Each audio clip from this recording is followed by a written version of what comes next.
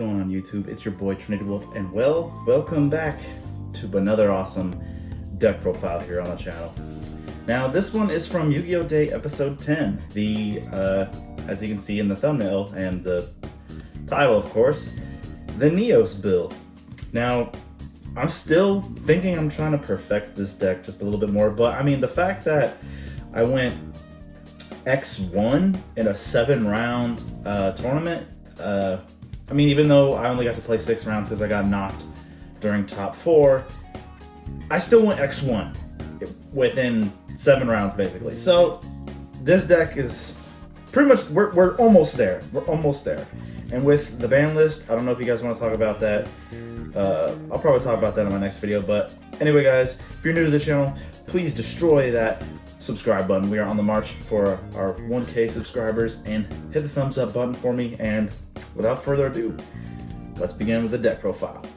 So, obviously for monsters, we still are running the Vision Hero package. It's just, even though it's like one of each, I think it's still very important to make sure you have this engine just in case like the Neos plays don't go through. I mean, sometimes Hero Lives doesn't give us everything. Like sometimes people want to negate Stratos, and sometimes that might end our turn. So always have to have this package just in case. We can still make our, we can still do our Neos plays, so I don't see why we wouldn't run this just in case. Of course, for our Elemental Heroes, just 2 copies of Stratos. I think 3 is a little too much, but I think 2 is just perfect for this build. And then 2 copies of Shadow Mist with 1 Liquid Soldier. Shadow Mist is probably like probably the best one, considering the fact that you can send it to the graveyard with Engage Neospace, or discard it with Ferris, or just any ways of getting this card into the graveyard. You benefit by searching. And then also, if you really are playing against a deck that just loses to Dark Law, you just Hero Lives for it, or even summon it with the Crosskeeper. So that's a perfect ratio right there. Now for Neos, we're just running the 1 Spirit and 1 regular our boy Neos. Now, I think I tried playing Spirit at 2, and I just felt like 2 was just too much. I mean, it shuffles itself back into the deck. Hero Lives, basically, if you have the Crosskeeper, right, and then you just Hero Lives for Stratos, you can just search for Spirit Neos that way. Like, it's with how searchable the deck is, and then the 3 Engage Neospace can get this out. I think 1 copy of Spirit is just fine. And of course, run Elemental Hero Neos, of course. Now for our D Hero package, 1 Plasma. Always gotta run this card. I mean, it's skill drain. Plasma wins so many games against certain decks in the format if they don't have the out for it. So 1 Plasma, obviously 2 Malicious, and Denier. DPE is a very powerful card now that we have Fusion Destiny at 3. Heroes are full power, and other Yu-Gi tubers are not understanding. They just say, oh, DPE, we can have more consistent. No. Why do you not understand heroes are at full power? The only thing we don't have is 3 Malicious, but Denier is our 3rd Malicious. We don't need a 3rd one. Heroes are literally at full power. We have 3 Hero Lives, 3 Fusion Destiny, 3 Call, 3 Stratos. We have 3 of everything besides Malicious. We are literally full power. People are underestimating that. Now to our basically Spacian package. 2 Crosskeeper, 3 is a little too much. We can search it with reinforcement. And sometimes it doesn't come up. Like if you open up a Destiny hero or a Vision hero, it's kind of just useless. So if you're it pops up sometimes. Most of the time, if I have to discard a card, it'll be in the graveyard. So when I summon a fusion monster, I get its effect. There's so many times in Yu-Gi-Oh! Day episode 10 where I forgot to trigger this card's effect when I summoned an Elemental Hero. And I did misplay one on game 1 where I made DPE and I used Crosskeeper's effect. That was my mistake, but it didn't really change the game state at all because my opponent wasn't really going to be able to do anything because I summoned Nebula Neos. I drew 4 cards, and then I would have drawn 2 more because of Crosskeeper, so it really didn't change what would have been in my hand. And then, of course, 1 Grand Mole, 1 Aqua Dolphin, and 1 Dark Panther. Honestly, if I could get away with not running Aqua Dolphin, I would. Just considering the fact that I'm playing copies, like the heroes I'm playing in my deck, let me search for these two instead of Aqua Dolphin. So if I can get Aqua Dolphin in the grave as quick as possible, he's normally the one I'm going to get in the grave, because the fact that I can search for Grand Mole and Dark Panther, I want to get that Aqua Dolphin in the grave as soon as possible for, you know, Cosmo Neos. And for hand traps, of course, just 2 Ash Blossom, 1 Ogre. It's pretty much it works for me. So if you guys like more hand traps, then just find ways to squeeze them in there. And with the format changing in October, I might edit this list a little bit just because Mystic Mine didn't get hit. So gotta have ways to out the back row. So anyway, 3 Hero Lives. No reason to not run this card at 3. I mean, this card is. I mean, we finally have it at 3. So 3 copies of Hero Lives. 3 copies of Engage Neospace. This card is freaking amazing. Everybody always tries to. That's why I keep the Vision Hero package, because everybody negates this. They do not want this card to resolve. But what's great about it is we get our resources in the grave like a Spacian, and most of the time I'm getting Shadow Mist in the graveyard. So I get to search for my Ferris or my Stratos in order for me to continue my play. So 3 Engage Neospace is great. And I keep the Vision Hero package, like I said before, because basically if Engage Neospace gets negated, then you're basically relying on, you know, Hero Live Stratos to search for your, you know, play. So 1 Reinforcement, 1 Foolish Burial. Foolish either for the extender or just to get that Neospatian in the graveyard that I need at the time. So Foolish Burial. Now on to our fusion spells. 2 copies of Polymerization. It is very necessary to run 2 Polymerization, especially in the Neos build, because with Engaged Neospace, if you do not have a Polymerization to search for in your deck, you cannot resolve the card at all. So you need to have a copy of Polymerization, a spare copy in the deck just in case, and also Vion can search it as well. So 2 copies of Polymerization is completely necessary. Of course, the 1 Miracle Fusion. And I'm actually only playing 1 copy of Fusion Destiny in this build specifically. Mostly just due to the fact that I don't want to be locked into my Dark Heroes. But if I see the card, then, you know, it's there. But you don't want to get locked in the Darks because Spacians are mostly, you know, light. The ones that I'm running, they're mostly just light. And the 1 Earth, so they're light. So you don't want to get locked in. So 1 copy of Fusion Destiny.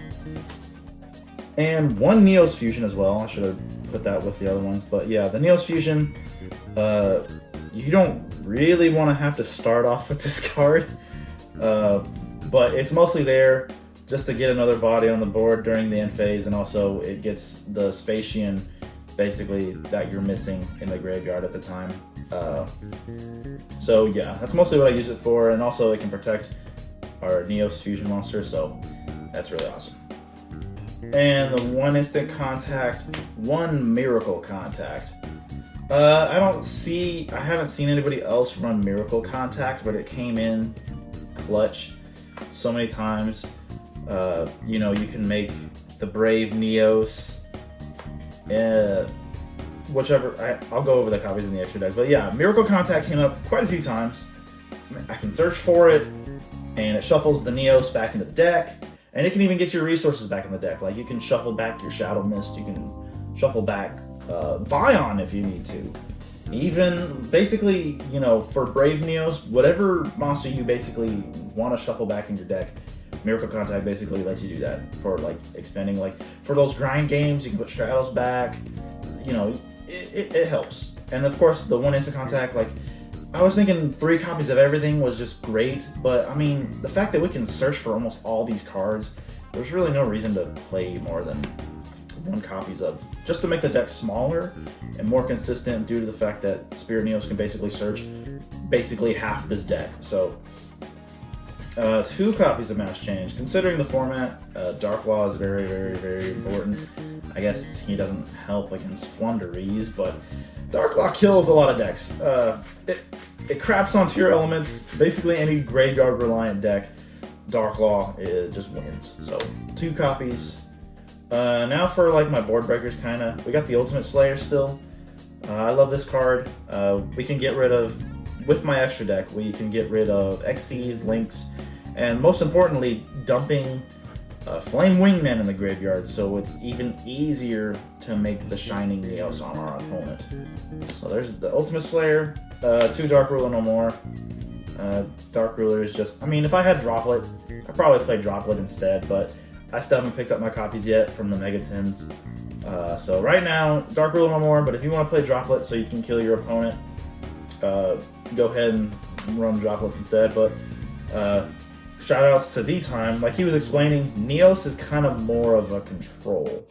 Neos kind of controls the board. Like you can break the board with Neos, and then you can control it. Half the time you may not be able to destroy your opponent right away, so I feel like the Dark Ruler no more is perfect for breaking the board and controlling it against your opponent. And 1 Called by the Grave, of course. If we could run more copies of this card, we would. 1 Imperm, 1 Favorite Contact. Reason why 1 Imperm, we've got the Dark Ruler, and we have the Dark Ruler no more, and the Ultimate Slayer. So Imperm is just kind of those, is just that card in just case I go first, so I can have some kind of response of it with, you know, during my opponent's turn. And of course the Favorite Contact to make our Cosmo Neos on our opponent, or even make DPE or any other fusion monster we need at the time. So that was it for the main deck. I can't remember the card count. I think it's 46. I like playing evens, so 46. So now onto our extra deck. For Link monsters, 1 Infernal Divisor, Cross Crusader, and 1 Wonder Driver. So of course, if we activate our engage, you know, we get locked into only fusion monsters, which I honestly really don't like. Like, I honestly wish we didn't get locked into, like, I mean, these are hero cards.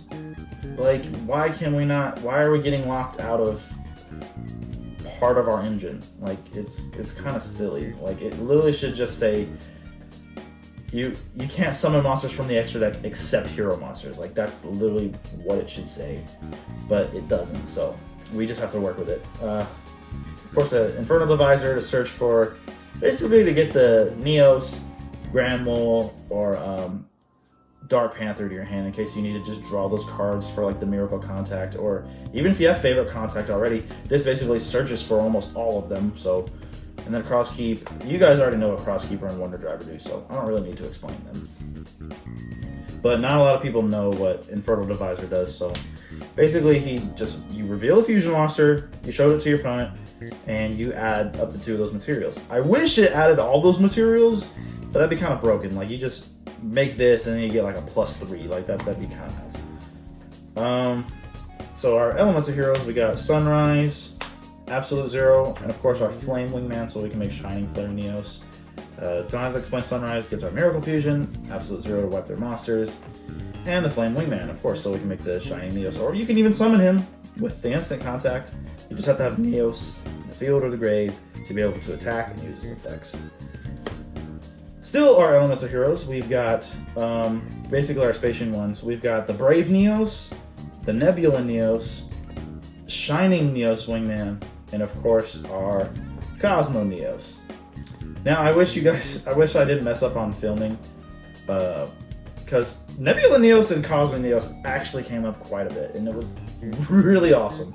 To be able to negate a card effect with Nebula Neos and then draw resources, and then Cosmo Neos just shutting their entire board down, and then Shining Neos to just wipe their board essentially, and then just swing for game as nuts, and then Brave Neos is just there in case we need someone to protect us or just get a free body on board with either the, because even Instant Contact can make him, so.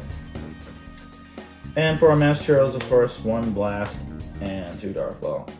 Sometimes the only reason why Dark Blast is here, it was either between, because the extra deck is so tight, it was either between Blast or Acid. The reason why I went with Blast is because sometimes it gets to a situation where you really, really need Stratos to resolve. And if they have like a targeting effect and you're not running Blast, it just sucks. Like, you just have to kind of just eat it. And, you know, Acid only comes up like a few times. So, and then if you're really playing against a back row deck, then you just side in your Spell and Trap removal. So Unless I'm playing pure heroes or just not the Neos build, Acid's probably not going to come back into the deck until I play those variants. And then of course, the 1 DPE of course, and to run it off are Abyss Dweller. Abyss Dweller, of course, to get rid of Totally Awesome, and then also due to the fact that we can make this card easily. Literally Hero Lives equals Abyss Dweller. In case you cannot get access to Dark Law, you can literally just Hero Lives, summon Stratos, search Vion, normal Vion, send, just do your combo where you send this, search, add Poly, and then you can just Xyz them into Abyss Dweller, and then, Abyss Dweller just shuts down tier elements, just any graveyard heavy deck, Abyss Dweller just basically shuts down. So that's basically it. Okay, you guys, that was it for the deck profile. So let me know what you guys think down in the comments. If you haven't seen this deck in action, please go to my channel and check out Yu-Gi-Oh! Day episode 10. We are going to be wrapping up Yu-Gi-Oh! Day very soon, with the ban list being live October 3rd. This weekend will basically be the finale for Yu-Gi-Oh! Day Season 1, just due to the fact that I felt, this format's finally over. I'm going to think about how I should do seasons, like maybe should I do until each ban list, or like after every other, but I'll figure that out in the future. But I think it'll be cool to wrap up season 1 with, actually I'm gonna make a poll, sorry. I'm gonna make a poll. I want to make my last episode interesting, so I'm gonna make a poll later, or you can let me know down in the comments what deck should I play. So I'm gonna make a poll for it, of course. It's either gonna be Brave, no, I'm sorry. It's either gonna be Branded Heroes, my regular hero build, this Neos build, or for fun, Ancient Gears. Because I've looked in my videos, it's been 11 months since I've done anything with Ancient Gears, and I really hate that, and I want to bring the deck back. So yeah, just let me know down in the comment section below, what deck should I play for the season finale of Yu-Gi-Oh! Day. And also I'm gonna make a